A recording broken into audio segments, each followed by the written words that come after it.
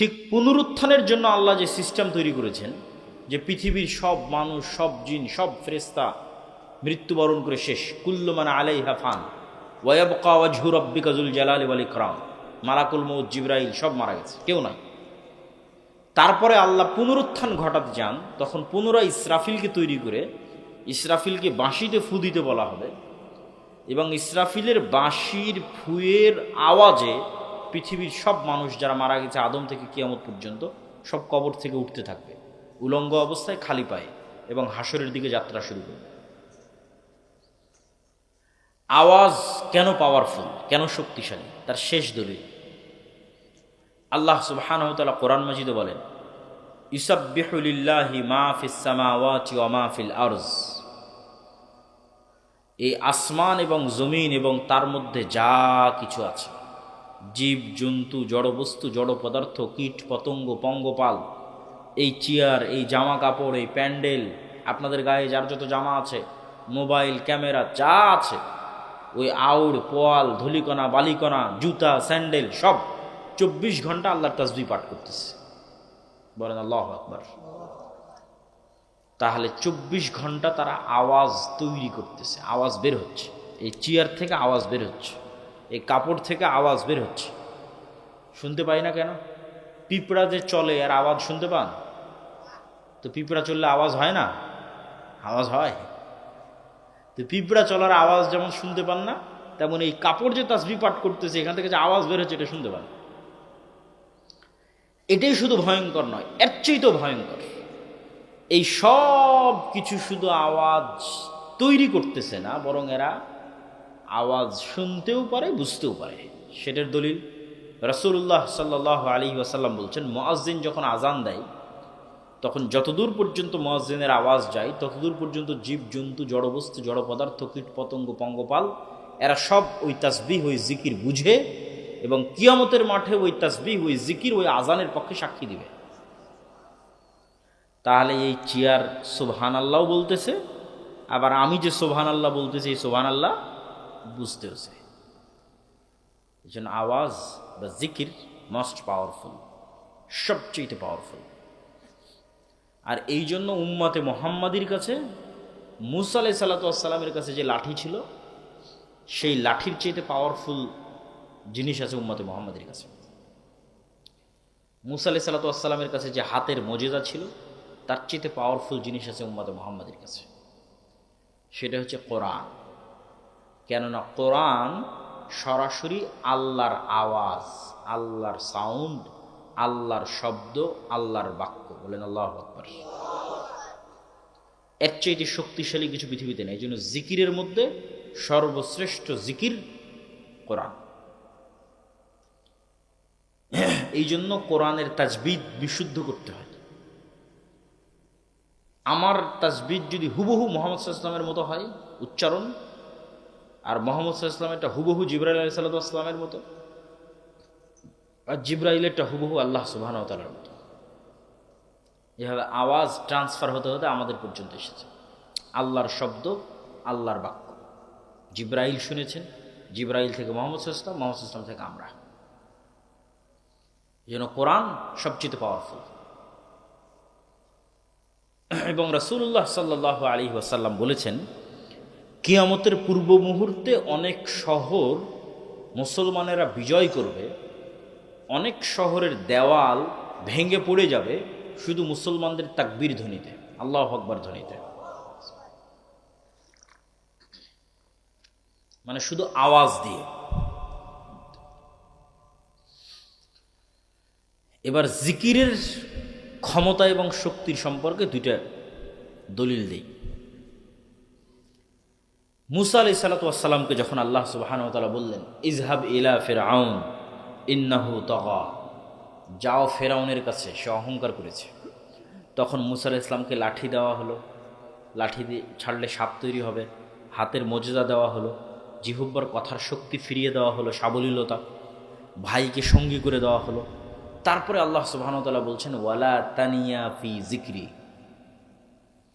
মুসা সব দিলাম, কিন্তু আমাকে স্মরণ করতে, আমার জিকির করতে ভোলা যাবে না। না হলে সব ডিঅ্যাক্টিভেট হয়ে যেতে পারে। কল্পনা করেন, এমনি উদাহরণ হিসেবে বোঝার জন্য, কল্পনা করেন যে মুসা আলাইহিস সালাতু ওয়াস সালাম 1 সপ্তাহ থেকে সালাত আদায় করেনি, 1 সপ্তাহ থেকে একবারও আল্লাহকে স্মরণ করেনি, আল্লাহর জিকির করেন, আস্তাগফিরুল্লাহ, সুবহানাল্লাহ, আলহামদুলিল্লাহ, অন্তরের যে জিকির, সালাতেও নাই, জিকিরও নাই। 1 সপ্তাহের মাথায় মুসা আলাইহিস সালাতু ওয়াস সালাম এবার তার লাঠি ছাড়তেছে, লাঠি আর সাফ হয় না, লাঠি দিয়ে সমুদ্রে আঘাত করতেছে আর রাস্তা তৈরি হয় না, হাত বগল থেকে বের করতেছে আর জ্বলে না, কেন সব ডিঅ্যাক্টিভেট হয়ে গেছে। আল্লাহ শর্ত দিয়েছে, ওয়ালা তানিয়া ফি যিকরি, যা দিয়েছি সব অ্যাক্টিভ থাকবে। যদি তোমার কালব, যদি মুসার কালব সালাতের মাধ্যমে এবং জিকিরের মাধ্যমে আল্লাহর সাথে কানেক্টেড থাকে, তাহলে যা যা দেওয়া আছে সব অ্যাক্টিভ থাকবে। এখন মুসা আলাইহিস সালামের কালব সালাত এবং জিকিরের মাধ্যমে আল্লাহর সাথে কানেক্টেড, তখন মুসা আলাইহিস সালাম লাঠি ছাড়লে সাপও হবে, মুসা আলাইহিস সালাম লাঠি দিয়ে আঘাত করলে সমুদ্রের মধ্যে রাস্তাও তৈরি হবে। এলে জিকির, জিকির এবং সালাতে নাই, আল্লাহ সুবহানাহু ওয়া তাআলার খাতাতেও নাই, আল্লাহ সুবহানাহু ওয়া তাআলার গণনাতেও নাই। জাকারিয়া আলাইহিস সালাতু ওয়াস সালাম কুল্লামা দাখালা আলাইহা জাকারিয়াল মিহরাব ওয়াজাদা ইনদাহা রিজকা ক্বালা ইয়া মারইয়ামু আন্না লাকি হাযা ক্বালাত হিয়া মিন ইনদিল্লাহ ইন্নাল্লাহা ইয়ারযুকু মান ইয়াশা বিগাইরি হিসাব। মারিয়াম আলাইহিস সালাতু ওয়াস সালামের কাছে অসময়ের ফলমূল খাবার। জাকারিয়া আলাইহিস সালাম জিজ্ঞেস করছেন কিভাবে? বলে আল্লাহর পক্ষ থেকে। হুনালিকা দাআ জাকারিয়া রাব্বাহ, ওখানেই জাকারিয়া আলাইহিস সালাম আল্লাহর কাছে দোয়া করছেন, আল্লাহ এরকম যদি আমারও একটা সৎ সন্তান থাকতো। তো আল্লাহ ফেরেশতাদের মাধ্যমে জাকারিয়া আলাইহিস সালাতু ওয়াস সালামকে সুসংবাদ দিলেন যে তোমার সন্তান হবে। আল্লাহ সেই সন্তানের নাম রেখে দিয়েছে ইয়াহইয়া, আল্লাহ নাম রেখেছে।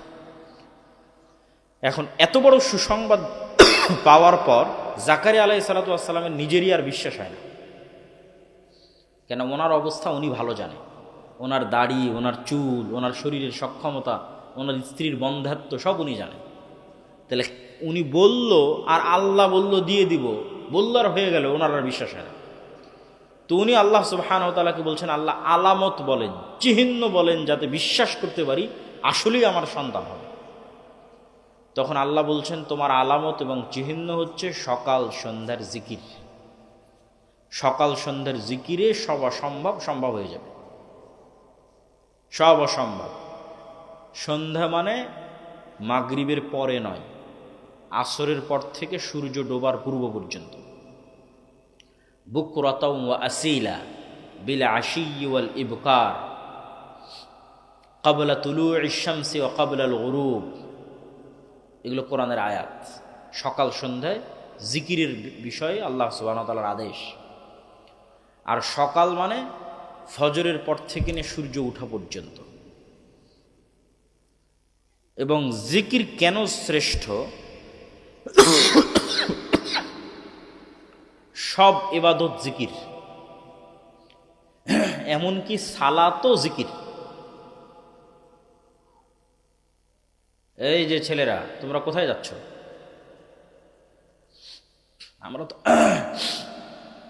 আমরা আসছি চিটাগাং থেকে, যাব রাজশাহী। তা আমাদেরই তো কষ্ট বেশি, আমাদেরই তাড়া আছে যে বক্তব্য দ্রুত শেষ করতে হবে। অতএব বক্তব্যের মধ্যে উঠাচলা করিও না, আর অল্প সময়ের মধ্যে বক্তব্য শেষ করব। বক্তব্যের মধ্যে উঠাচলা করলে বিরক্ত হয়, বিরক্ত বোধ হয়। তো সকল ইবাদতই জিকির। যেমন সালাত, আল্লাহ সুবহানাহু ওয়া তাআলা কোরআন মাজিদে বলছেন, আকিমিস সালাতা লিযিকরি, সালাত কায়েম করো আমাকে স্মরণ করার জন্য, আমার জিকিরের জন্য। এই জন্য মনে রাখবেন, সালাতের নির্ধারিত ফরম্যাট মিস গেলেও কোনো সমস্যা নেই। মানে আপনি এখন অসুস্থ, দাঁড়িয়ে সালাত আদায় করতে পারছেন না, তো বসে করেন। বসে পারছেন না তো শুয়ে করেন। প্যারালাইজড অবস্থায় আছে, আপনার হাত পা কিচ্ছু নড়ে না, তো কিচ্ছু নড়া লাগবে না। আল্লাহকে স্মরণ করার জন্য আবার কি নড়া লাগে? আল্লাহকে স্মরণ করার জন্য কালব আর ব্রেন ঠিক থাকলেই হয়। উজুর পানি নাই, নাই। তায়াম্মুমের মাটি নাই, নাই। কেবলা চিনেন না, চিনেন না। আবু গারিব কারাগারে কাপড় নাই, উলঙ্গ অবস্থায় আছেন, তো নাই। সালাতের মূল উদ্দেশ্য কি? আল্লাহ বলছেন, আকিমিস সালাতা লিযিকরি, সালাতের মূল উদ্দেশ্য হচ্ছে তোমার কালবকে দিনে রাতে 24 ঘন্টায় অন্তত 5 বার আল্লাহকে স্মরণ করতে হবে। তো স্মরণ করতে তোমার কিচ্ছু লাগবে না, তাহলে কি দিয়ে তুমি বলবা যে, কোন অজুহাত দিয়ে তুমি বলবা যে আমি সালাত আদায় করবো? কোনো অজুহাতই নেই। যতক্ষণ জ্ঞান আছে ততক্ষণ সালাত আছে, যতক্ষণ সজাগ আছে তখন সালাত। তাতে যদি সব বাদ যায়, সব বাদ যাক, কোনো সমস্যা নেই। কেবলা বাদ গেছে জানি না, অজু করার জায়গা নাই, তায়াম্মুম করার জায়গা নাই, কাপড় অপবিত্র, পবিত্র করার কাপড় নাই, সব কোনো দরকার নাই, কোনো কিছুর দরকার নেই। যেটা যেটা পারতেছে না সব বাদ, কিন্তু সালাত চলবে। কেন? সালাতের মূল উদ্দেশ্য হচ্ছে তোমার কালবকে দিনে রাতে 5 বার আল্লাহকে স্মরণ করতে হবে। আকিমিস সালাত আলি যিকরি। এই জন্য সালাতের কোনো মাফ নাই, অন্তত 5 ওয়াক্ত সালাতের কোনো মাফ নাই। কেন? কোনো অজুহাত নাই মাফ দেওয়ার।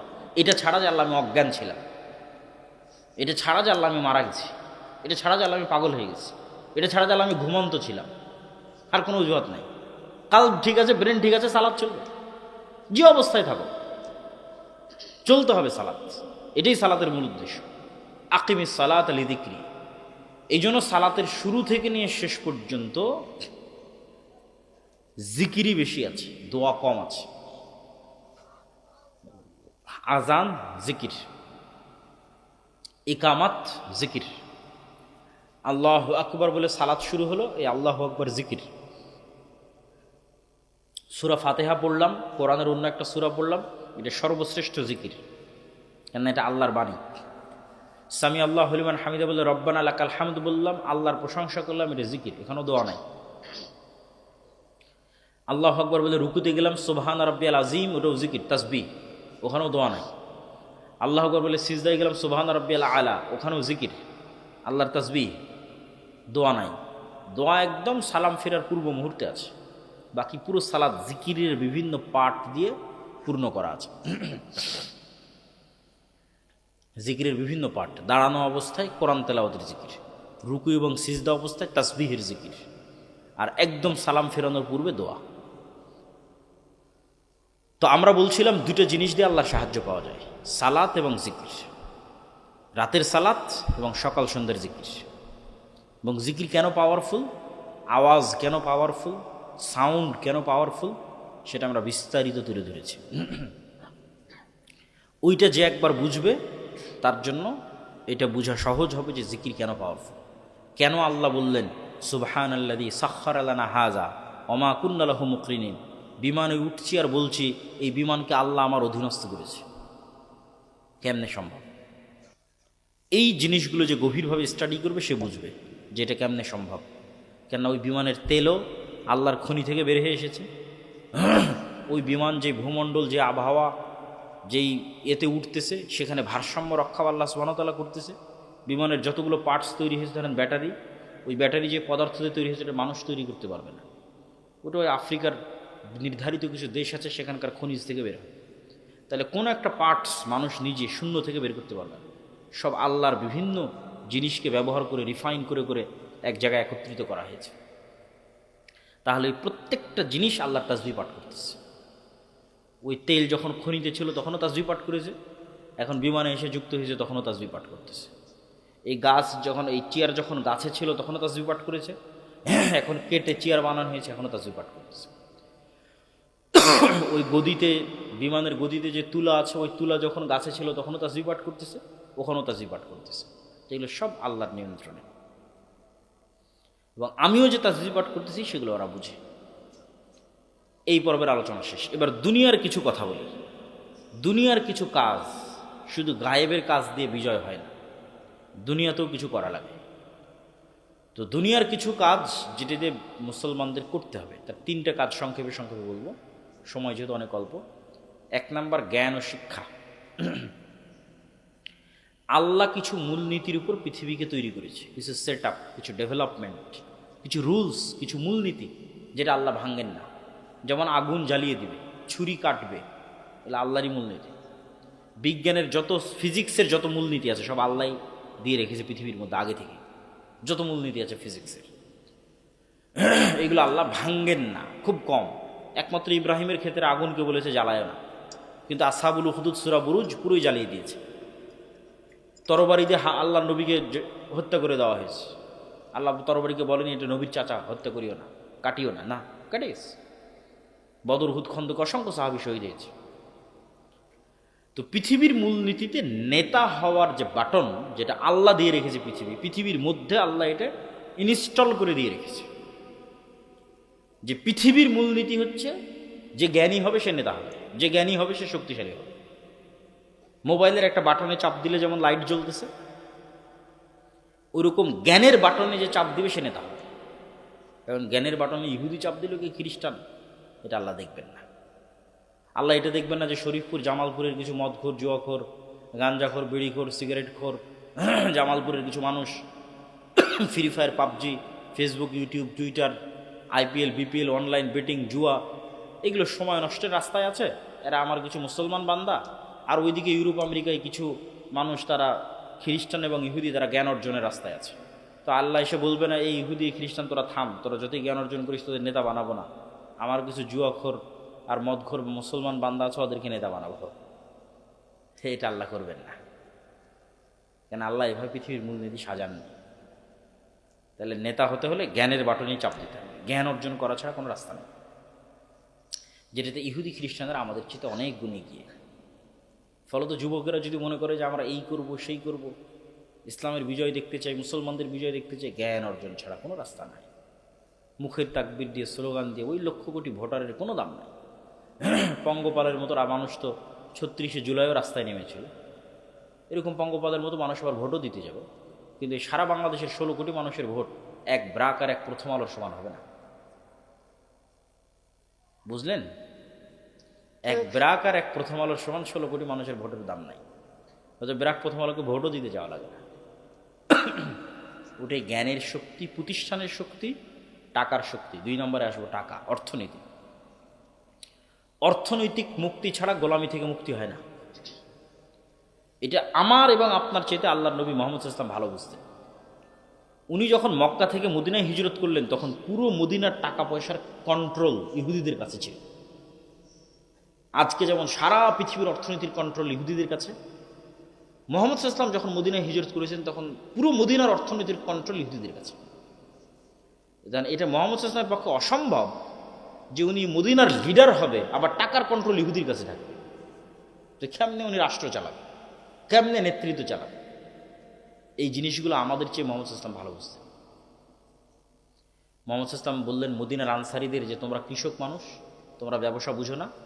আমার সাথে যারা হিজরত করে মক্কা থেকে আসছে এদের রক্ত ব্যবসা, মুহাম্মদ সাল্লাল্লাহু আলাইহি ওয়াসাল্লামের ব্লাড বিজনেস। ওনার সাথে যারা মক্কা থেকে হিজরত করে আসছে এরা কুরাইশ, এরা জন্মগত ব্যবসায়ী। আর তোমরা মদিনার মানুষেরা তোমরা কৃষক। তোমরা এক কাজ করো, তোমাদের যার যা সয় সম্পত্তি আছে হাফ হাফ। কারো 5টা উট থাকলে 2টা উট মুহাজিরদের দিয়ে দাও, কারো 5 বিঘা জমি থাকলে 2 বিঘা মুহাজিরদের দিয়ে দাও। ওরা ব্যবসা বুঝে, তোমরা কৃষি কাজ করো, ওরা ব্যবসা করো। এভাবে মুহাম্মদ সাল্লাল্লাহু আলাইহি ওয়াসাল্লাম ভাগ করে দিলেন। কয়েক বছরের মধ্যে উসমান বিন আফফান, আব্দুররহমান বিন আউফ, জুবাইর ইবনুল আওয়াম, এরা কোটিপতি সাহাবী। এরা আল্লাহর নবীর জীবদ্দশাতেই কোটিপতি হয়ে গেছে ব্যবসা করে। এখন রাসূল সাল্লাল্লাহু আলাইহি ওয়াসাল্লাম যেখানে মসজিদে নববী তৈরি করেছে, ওই মসজিদে নববীর সামনের কুয়ার মালিক ইহুদি। আজকের সৌদি আরবের সবচেয়ে বড় সমস্যা পানি, তাহলে 1500 বছরের আরবের সবচেয়ে বড় সমস্যা কি হতে পারে? পানি। মরুভূমির দেশে আবার কি সমস্যা হবে? আর মুসলমানের আরো বিপদে 5 বার উজু করা লাগবে। পবিত্রতার দিন, পরিচ্ছন্নতার দিন, তাহারাতের দিন। তাহলে এখন মুহাম্মদ সাল্লাল্লাহু আলাইহি ওয়াসাল্লামকে ওই ইহুদির কাছে নত হয়ে বলতে হবে, বাবা তোমার এই কুয়াতে আমার মুসলমানেরা একটু উজু করবে, একটু অনুমতি দিবে। তাহলে একটা রাষ্ট্রপ্রধান যদি নত হয়ে ইহুদির কাছে অনুমতি চায়, রাষ্ট্র চালাবে কি দিয়ে? এই জন্য অর্থনৈতিক মুক্তি ছাড়া স্বাধীনতা আসে না। মুহাম্মদ সাল্লাল্লাহু আলাইহি ওয়াসাল্লাম বললেন, কে আছে এই কুয়া কিনে দিতে পারবে? নাহলে স্বাধীন কিভাবে হবে? উসমান বিন আফফান বলছে আল্লাহর নবী আমি কিনে দেবো। বলেন আল্লাহু আকবার। তাহলে উসমান বিন আফফান কুয়া কিনে দিয়ে মুহাম্মদ সাল্লাল্লাহু আলাইহি ওয়াসাল্লামের মাথাকে উঁচু করে দিয়েছে। এটাই অর্থনৈতিক মুক্তি। আমরা মনে করি বদর এবং উহুদের যুদ্ধ বাহ্যিক অর্থে মনে হয় এটা বিশাল একটা ধর্মের